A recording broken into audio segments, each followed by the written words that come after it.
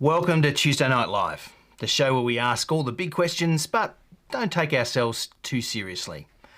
My name is Andrew Sennett, and if you're watching on YouTube, please like and subscribe and smash that notification bell, share and make a comment. All of this really helps with the YouTube algorithm. And I just want to welcome you to the show. This show is all about a conversation. We're going to share real life encounters with Jesus and big questions about life, God, the universe and everything. But the way to make this work is if you get involved. Please add a comment or ask a question, and if you add the hashtag mailbag, we'll take notice and include it in our conversation. But enough of all that, let me introduce my co-host and partner in crime, Ryan. Hey Ryan, how's it going? Good, thank you. How are you? Oh, I'm not too foul. How's your week been? Good, we had O week today, and so even though it was only 2 hours, it was a pretty intense 2 hours.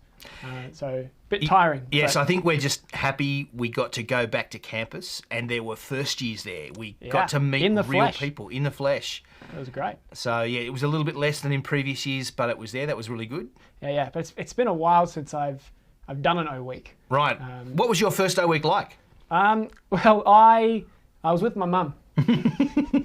And so she tried to... You're one of those first years. Yeah, I was one of those ones. With his mummy. But we went around, and I think I think I escaped, or she let me go. I can't remember. But I managed to become independent in that moment. Right. And, okay. That was your moment of liberation. Yeah. That was the moment I became an adult. Okay. I vividly remember my first... I don't think we had no week. It was enrolments. You had to do enrolments face to face. There was no online at all. There wasn't an online back in my day. There was no internet? Yeah, there was horses and buggies and things like that. But it was frightening. There were thousands of people and you had to pick your subjects and get everything sorted out on that day. It was terrifying. It was, horrific. Yeah, man. That sounds pretty chaotic. I mean, for me, the only chaotic thing really was that no one knew where the buildings were because the name of the buildings had changed. Yes, so that was that no year. one could tell me where to go. Our uni. Anyway, let's not get started on it. Okay. Doesn't do to complain, right? That's right. Yeah. Should probably, we'll move on. We'll move on from that. Anyway, perhaps you're starting uni this week, perhaps you're in the middle of your first orientation week, or you're actually in the middle of your first week of classes. If so, welcome to the big show. Welcome to university. Right. I hope you have a great time and enjoy yourself and even learn some stuff along the way. But enough of all that, let's get into the show.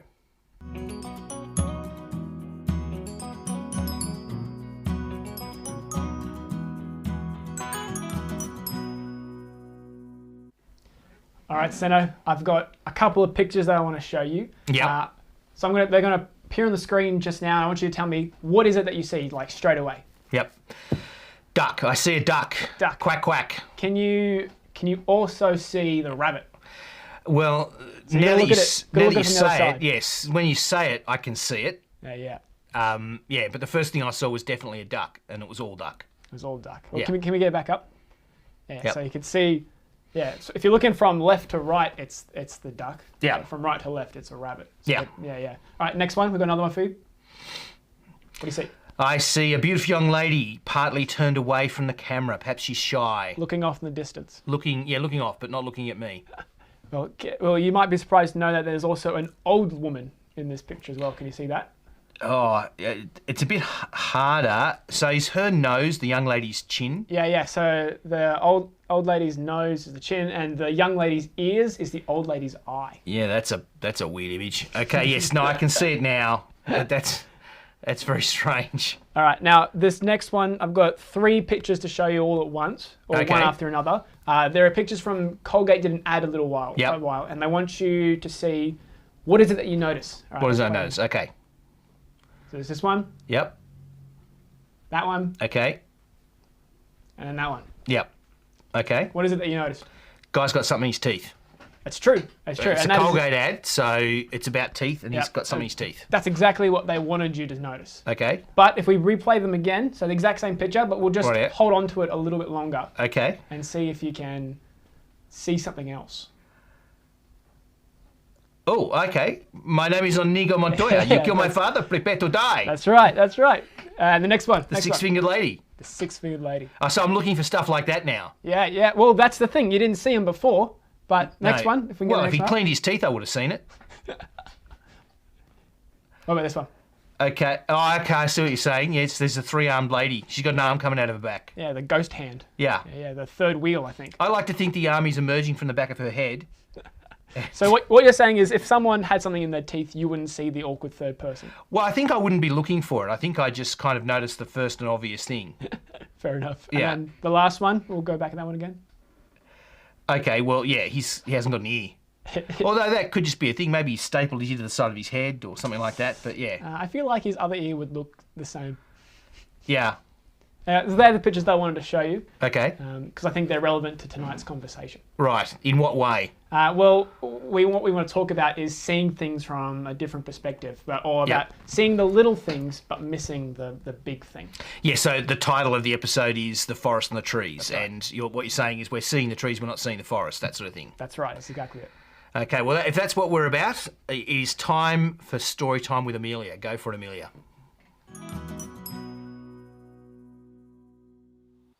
Hey, I'm Amelia, and yes, there are no plants or fairy lights behind me. I guarantee you they'll be back next week. For now, I'd love to tell you about a time when Jesus displayed his power to do something that only God can do. One day, Jesus was teaching, and Pharisees and teachers of the law were sitting there. They had come from every village of Galilee and from Judea and Jerusalem. And the power of the Lord was with Jesus to heal the sick.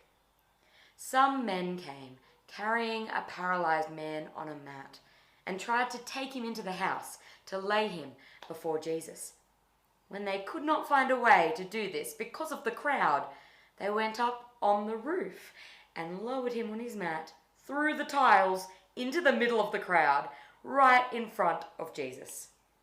When Jesus saw their faith, he said, "Friend, your sins are forgiven." The Pharisees and teachers of the law began thinking to themselves, "Who is this fellow who speaks blasphemy? Who can forgive sins but God alone?" Jesus knew what they were thinking and asked, "Why are you thinking these things in your hearts? Which is easier, to say, 'Your sins are forgiven,' or to say, 'Get up and walk'?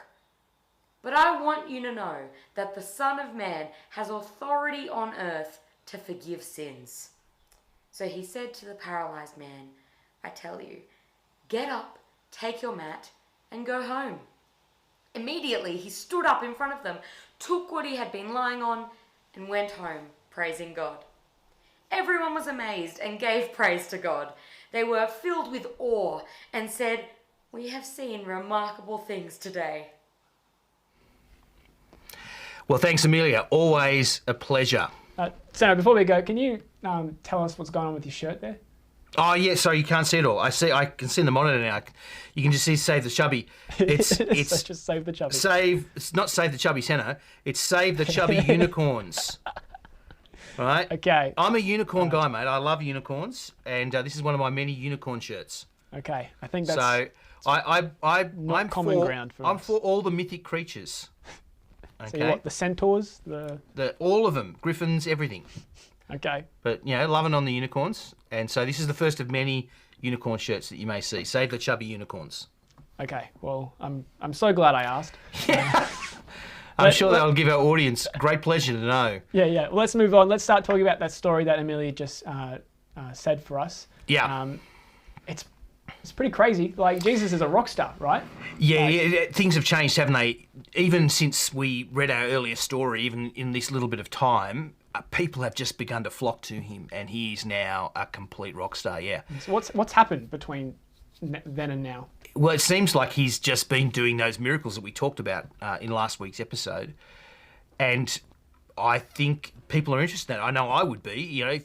Imagine if there was somebody in Lithgow who was doing this sort of stuff, who you heard about, somehow through social media that this person was doing miraculous things in Lithgow. If you had the wherewithal, you would go and have a look, and if you didn't, when they came to Bathurst, you would get there, you would see this person because you would want to see that, I think. Yeah, do you reckon there's 60 years ago, that would have, if the Beatles came to town, the whole town would have been there. Yeah. Is there a modern day comparison of Katy Perry?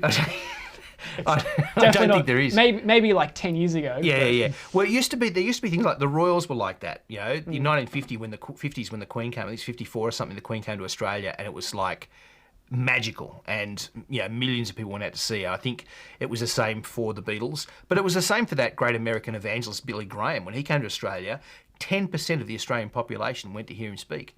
And so I think times have changed a little bit. We don't really have people that we kind of all collectively focus in on in the same way. Yeah. But I wonder as well, because I don't think everyone's a fan. Like, I think everyone who went to see the Beatles was a fan. Yeah.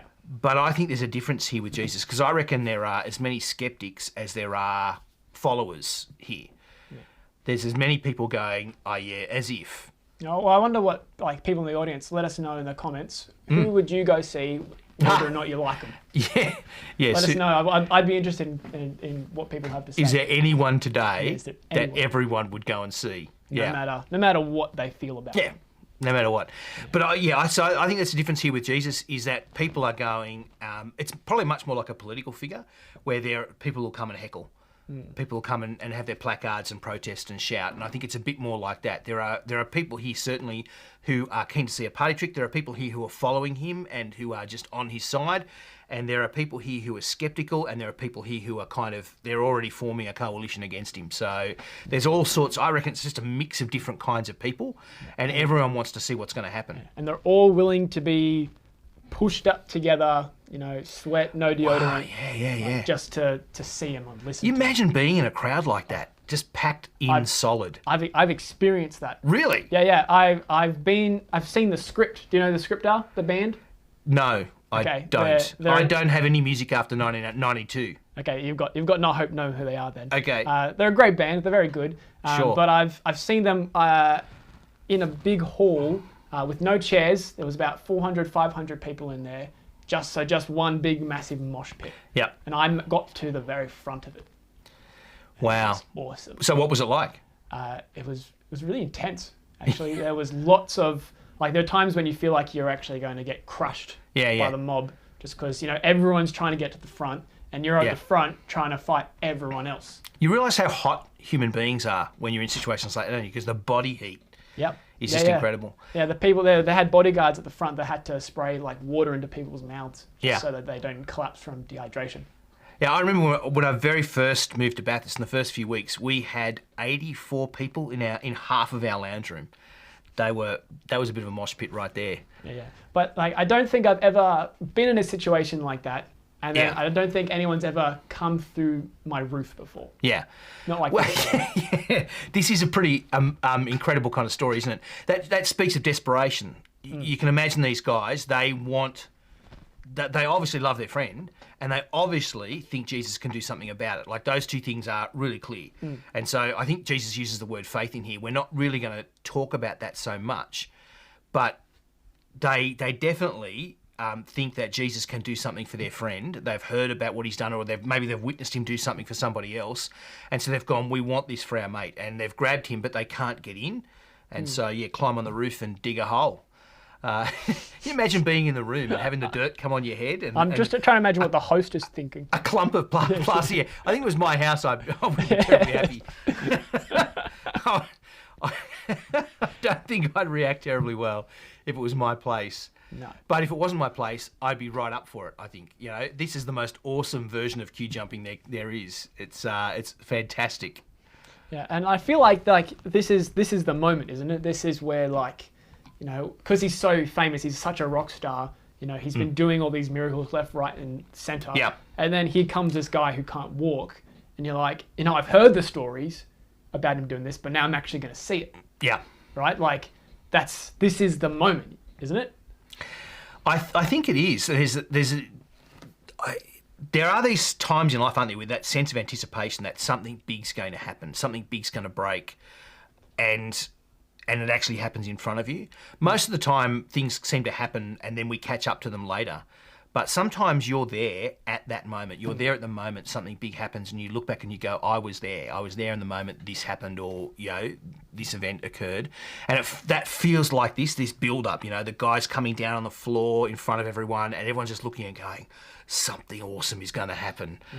And then it just goes like, Jesus turns everything on its head. Yeah. He doesn't do that. No. What does he say? He says your sins are forgiven. Son, your sins are forgiven. That is just nuts. Like, why? Yeah. What's that got to do with anything? Yeah. It is mind-boggling, isn't it? And once again, you can imagine being there and going, what? Like, I can imagine, it's like, imagine going to see the script and then they just don't do anything. Yeah. Or going to see the Queen and she doesn't show. Yeah. Why did I bother turning up? Yeah. Or that thing where, the thing where she does the line where she walks along and greets people and shakes their hand and talks to them, and she gets just before you and she leaves, gets back in the car. It's like that. Yeah. You just feel completely ripped off, wouldn't you? If you were there and you were expecting something incredible to happen, you were expecting to be boggled and amazed, and nothing happens, and he just says, son, your sins are forgiven. You're going, what has that got to do with anything? So what is Jesus getting at then? Why does he not? I mean, we've heard the stories, and he can do it, so why doesn't he? Yeah. Like, what's he getting at? And I reckon Jesus does this a little bit. This is what he's like, isn't it? But this is one of those moments where we're confronted with things that we didn't notice that are really important. Where all of a sudden it slaps us in the face. Things that we just weren't looking for. We were seeing individual little trees, and all of a sudden there's a forest in front of us, and we go, whoa. I think of it like a bit like a hapless guy in a relationship, and he thinks the relationship's going okay, and then he gets dumped. It's like that movie trope, the story of that guy, and he thinks everything's amazing, and then she ditches him. He thinks they're going to get married, and all of a sudden they're broken up. There's a character flaw that he doesn't know about, and then suddenly it's really obvious. Well, yeah. Well, I don't know if that's ever happened to you where someone's pointed out something about that you didn't realise. Oh yeah, and it has. That burns, that hurts. Yep. But it's really confronting. Or maybe an exam you thought you were ready for, but you weren't.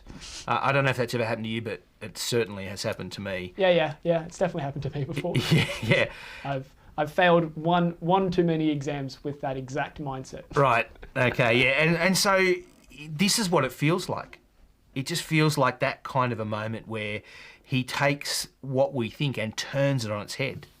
Right. So we've got a guy who's paralyzed, can't walk. Yep. And Jesus, instead of healing him immediately and doing this nice, awesome miracle magic trick thing, he does something else. Yeah. He's talking about being unforgiven. Yeah. And I think what Jesus is trying to do here, really clearly say, there are bigger problems in the world, there are bigger problems in your life than what you think. Okay. You are looking at the trees, I am looking at the forest, and the forest is unhealthy. And if the forest is unhealthy, one little tree doesn't make any difference. You need to actually do the big thing.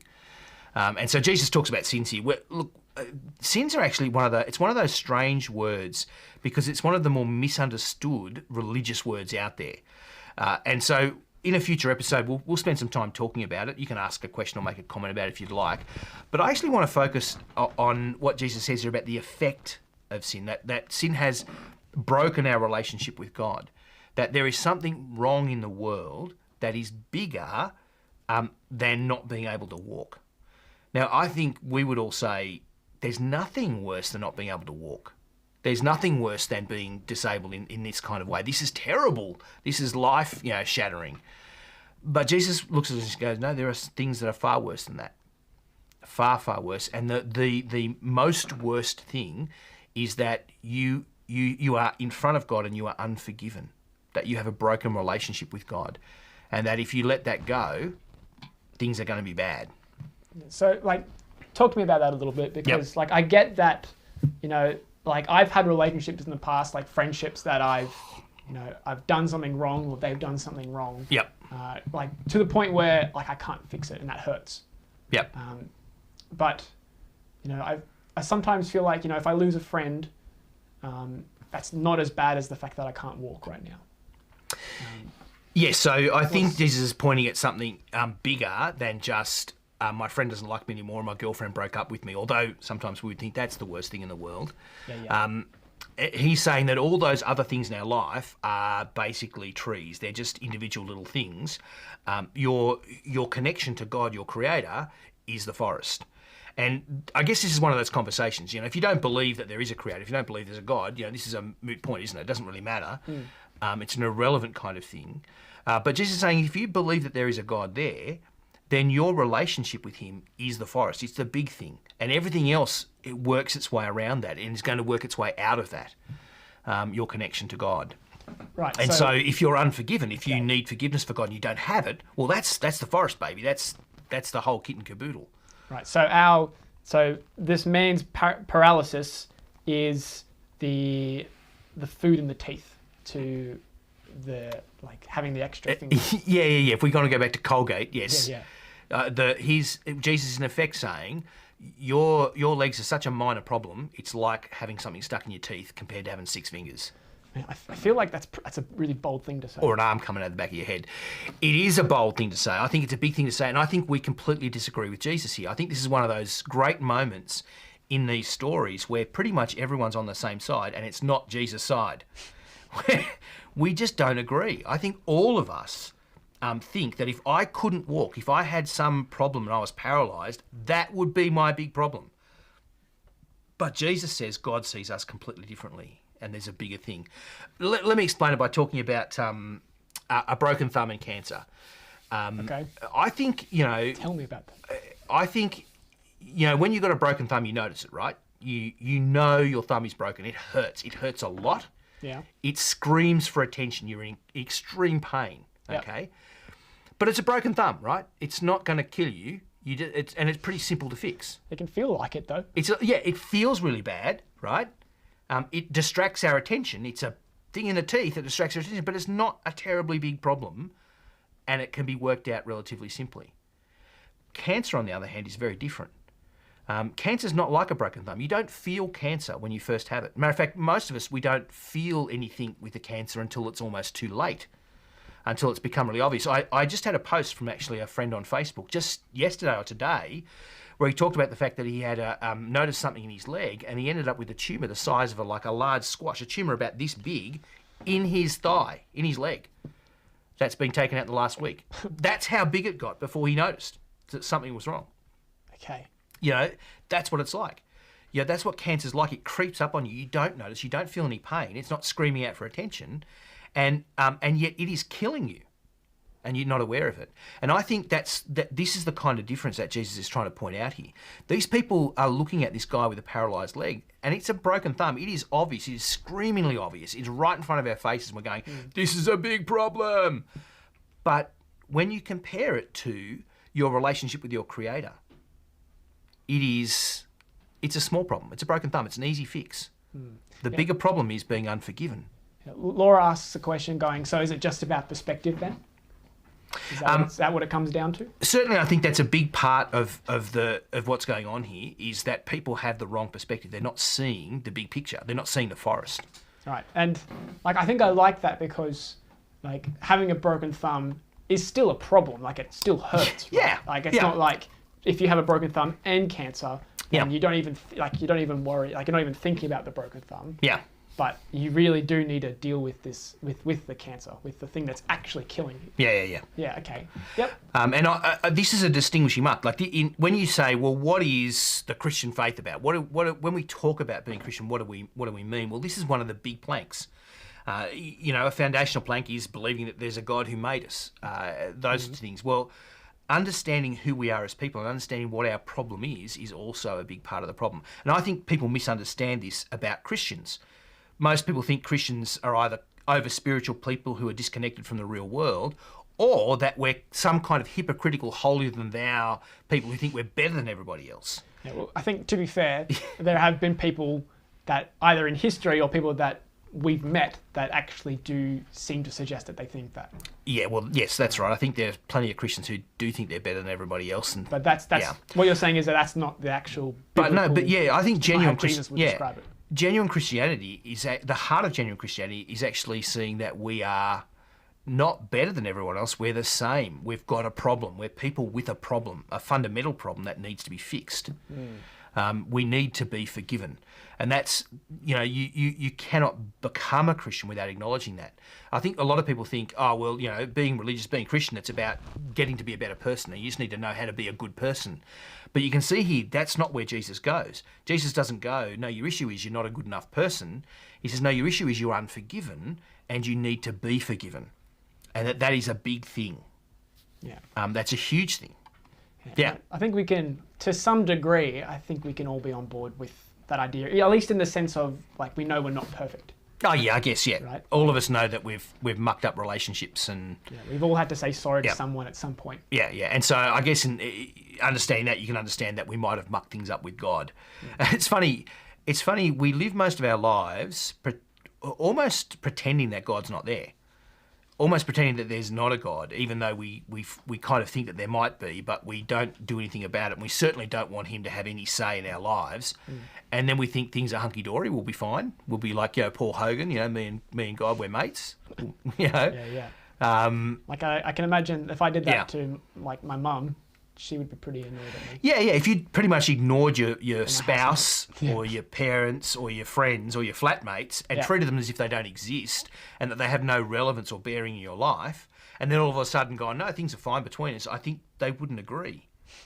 And I think the same thing is true with God. Anyway, that's certainly what's at the heart of the Christian faith, is that things are not right between us and God. And if you think it's all fine, but God doesn't, that's not going to end well. Yeah.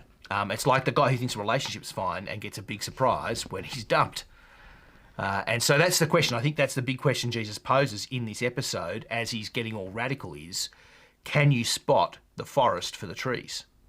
Can you spot the glaring problem? Or are you distracted because he's got something in his teeth? Okay. Yeah.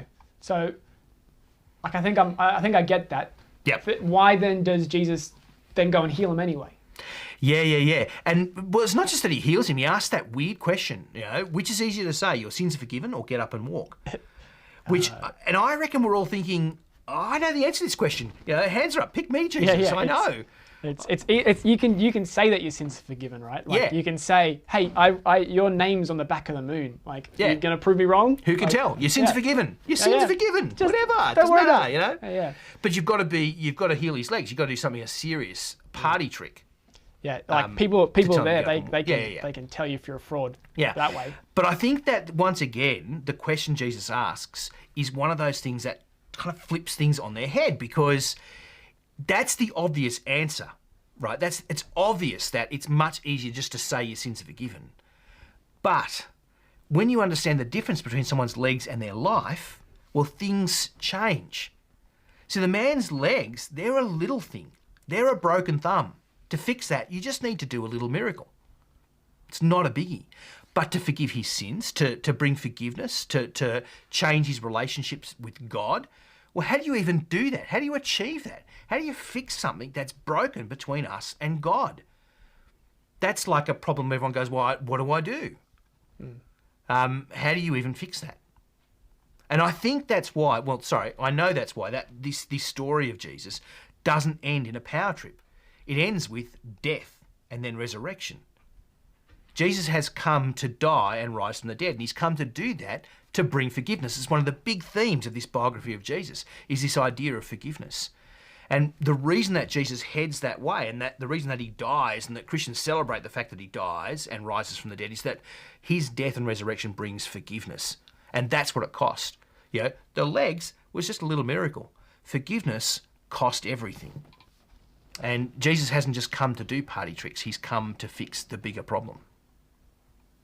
Okay, so Jesus has come to bring forgiveness, not to do party tricks and stuff. Well, I guess, the party tricks are things that point towards the forgiveness, but we tend to focus on the party tricks, Okay. All right, well, I think that's a lot to think about. I think it's time that we take a little break. Mailbag is coming up. If you're not sure, Mailbag is a place where we try to respond to your questions. There are plenty of them, so please keep them going. But we're going to have a short break before that, time that we call toilet break. If you need a break or if you need to go to the loo, then this is the moment for you to go do that. Powder your nose. Yeah, powder your nose, all those kinds of things. But if not, we've got a series of well-timed photos for your enjoyment to watch. So let's go to that segment now.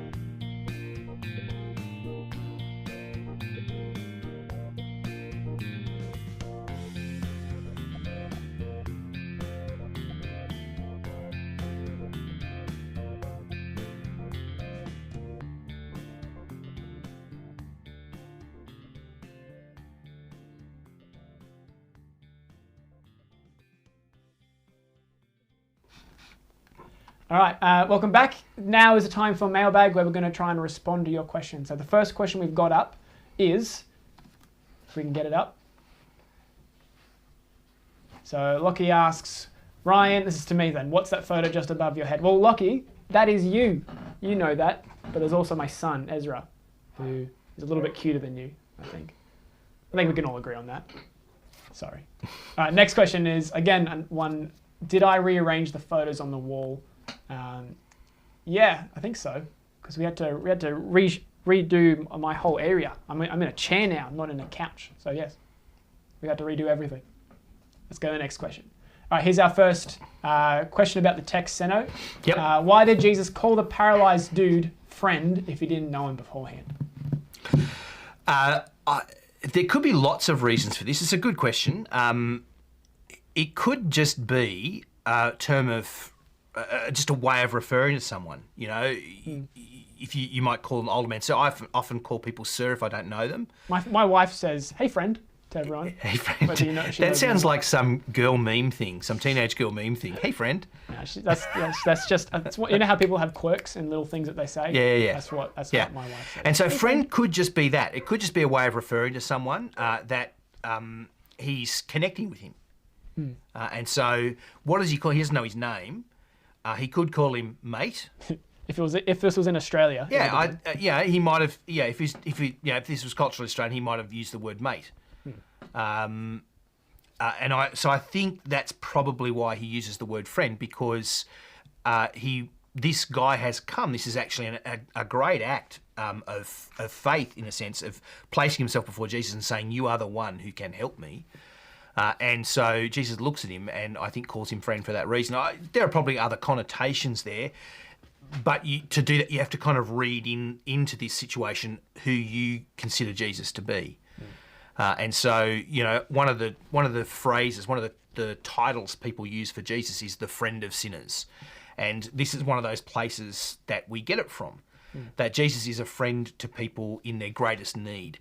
And Jesus doesn't simply look for the self-righteous people to hang out with. Jesus actually befriends and loves and cares about the lowly and the outcast, the people who aren't so great.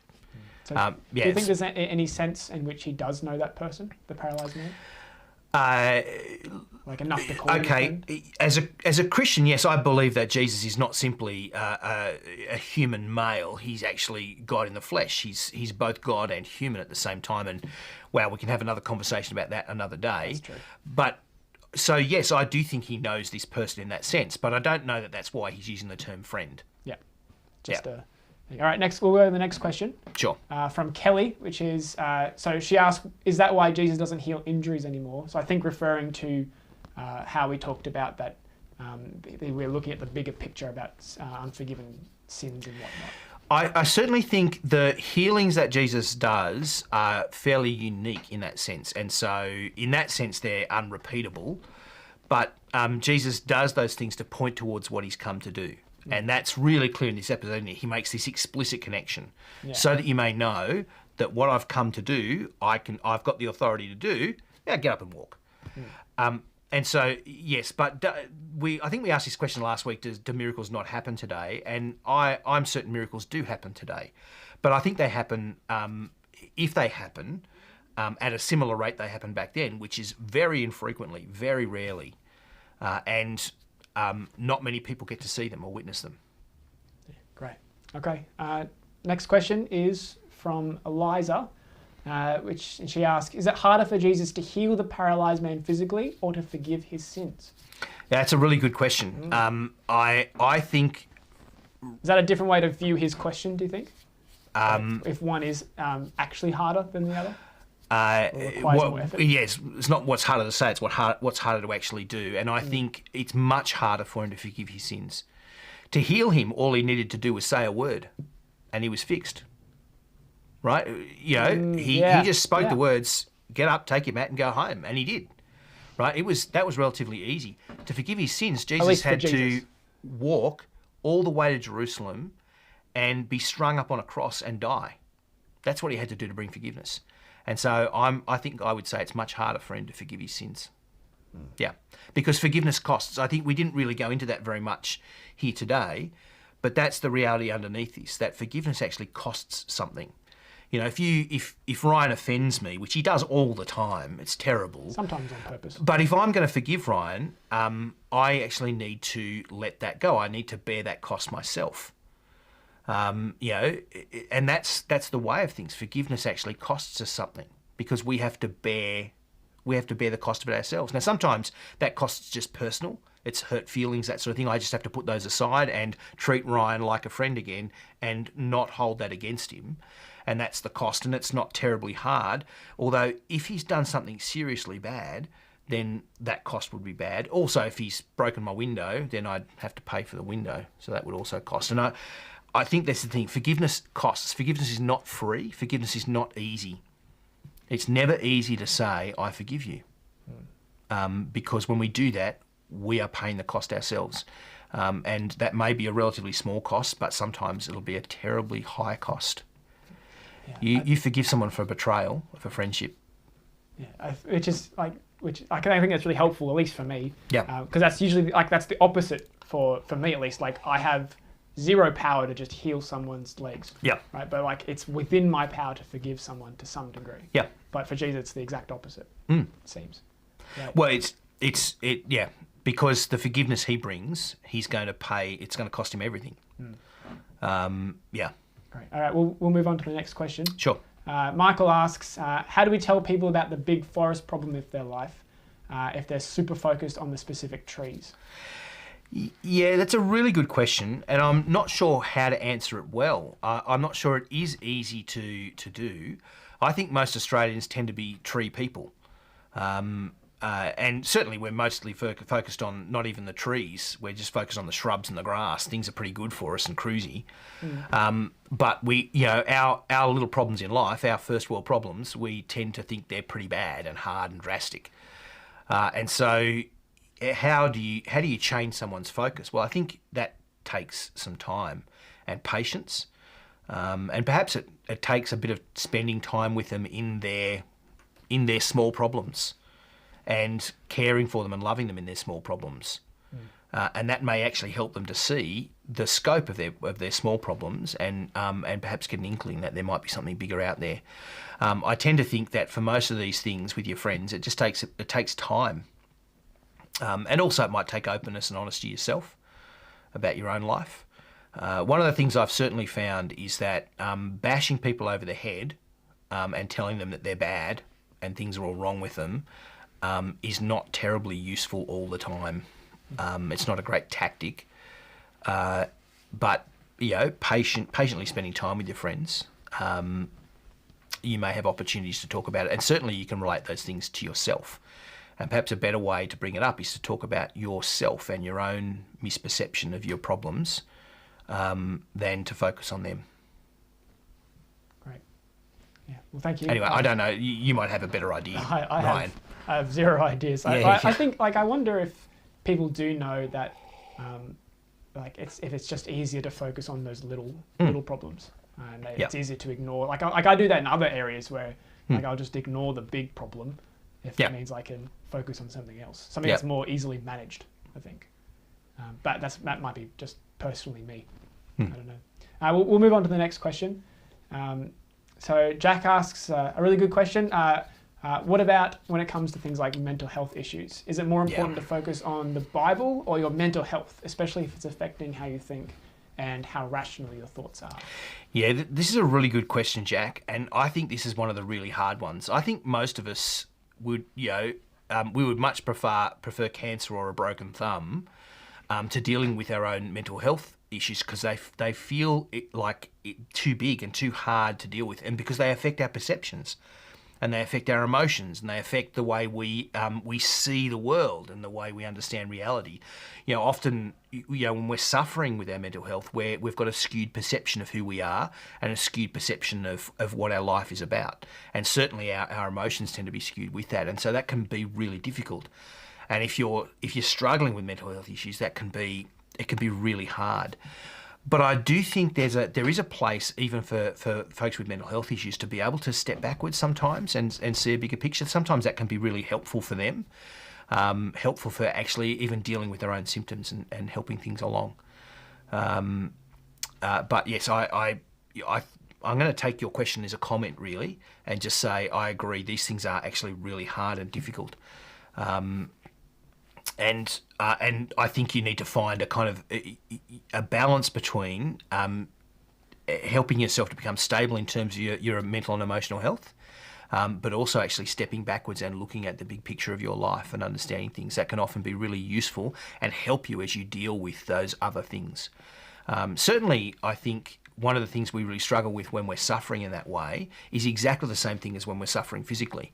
When you've got a broken thumb, it's your whole life. It's like the pain is excruciating and you just want it fixed. It's a relatively small, minor problem, but you want it fixed. And I think that with our mental health issues, it screams out to us. It's our mind and our emotions screaming out to us that something's not right. And so we can focus so much on that we forget the big picture, that we are loved by God, that we can know Him, that we can be forgiven, and those sorts of things. And so, I think there's room, I guess, for both things, for dealing with ourselves as we are, but also for stepping back a little bit and asking the bigger picture questions about ourselves, and that can help with dealing with our symptoms. But that's, I should also say, if you are suffering, you need to go and see someone and get help. Those things are important. It's just like if you have a broken thumb, you don't sit around at home squealing about it. You go to emergency and you do something about it. And I think it's the same. We seek help and look for help when we can get it. Great. I think we have time for just one more question. Sure. And that's from Stanley, who asks, why do so many Christians focus in on good works as the critical thing that saves them, when Jesus makes it clear that good works is a result of the salvation? Good question, Stanley. I think the correction I'd make is I don't think any Christian focuses in on good works to be right with God, because that's not Christian. That is, Jesus says that is not a part of the Christian faith. And we're going to see that as we actually watch Jesus. We walk around Palestine and watch Him interact with people. That's one of the things that's going to come out very clearly. The Christian faith is not about doing good works to impress God, or to get us into some kind of heavenly place, whatever we think. I always had a mate at work who used to say, you get your reward in paradise. That is not the Christian faith. And so no Christian focuses on that. But I think we certainly can be distracted by that idea. I think if you, that's most Australians. If you asked 100 Australians, how do you get to heaven, 99.9% of them would say, you do good things. You've got to be a good person. But no true Christian would say that, because true Christians are people who actually understand we can't do that, that we need to be forgiven. We need Jesus to forgive us. And that costs Him. And so, that's what I would say, I think. Yeah. Okay.